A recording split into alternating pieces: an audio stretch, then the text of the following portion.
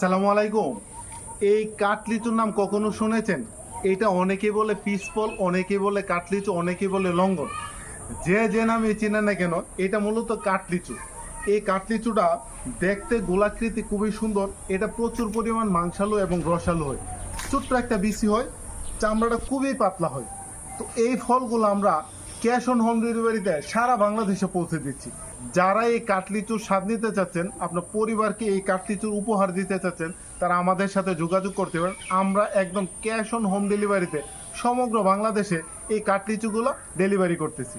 তো যারা নিতে চাচ্ছেন তারা এখনই নাম, ফোন নাম্বার এবং ঠিকানা লিখে অর্ডার দিতে পারেন।